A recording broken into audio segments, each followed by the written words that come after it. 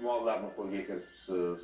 Qolaversa, butun jahon bir xalqaro ijodkorlar uyushmasiga a'zo bo'libsiz. Bu albatta yaxshi yutuq ijodda, to'g'ri emasmi? Keling, shu haqida o'zingiz bir batafsil gapirib bersangiz. Shu madaniyat va san'at sohasidagi xalqachilik ijro san'atini butun dunyoga taratishda mana 40 yilga yaqinroq mehnat evaziga shunday yutuqlarga erishishga muyassar bo'ldim. Buning uchun yurtboshimizga hamda shu mehnatimizni, kichkina mehnatimizni ulug'lagan insonlarga o'zimni minnatdorchiligimni bildiraman. Akademik ilmiy unvon, to'g'rimi? Albatta. Bu ham yaxshi natija, yaxshi samara.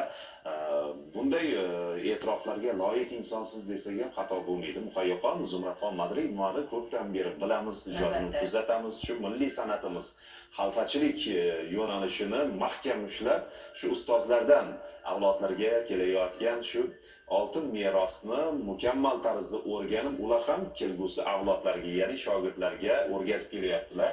Albatta, targ'ibotchi deya ayta olamiz va qilgan mehnatlar o'z samarasini ko'rsatibdi. Endi yelkangizga yana 2 karra mas'uliyat zimmangizga oldingiz deya ayta olamiz. Chunki o'sha asl san'atni asl holida saqlab, uni chiroyli tarzda shogirdlarga yetkazish, kelgusi avlodga yetkazishlik sharafli ish bo'yningizda turibdi. Albatta, endi shu mas'uliyatni o'z zimmamga olgan holda shu xalqachilik to'g'risidagi ma'lumotlarni kitob tarzida chiqarishga kirishdim.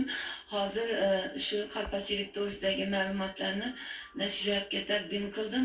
Tez kunlarda inshaalloh kitobimiz ham nashrdan chiqadi. Albatta, Yana yangiliklar kutib qolamiz sizdan. To'g'ri. Mana shu kitoblar chop etilganida ushbu kitoblar bilan ham sizni dasturimizda kutib qolamiz va yana bir bora bayramlar muborak bo'lsin deymiz. Dasturimizga xush kelibsiz. Ijodiy parvozlar, yuksalishlar sizni aslo tark etmasin deymiz.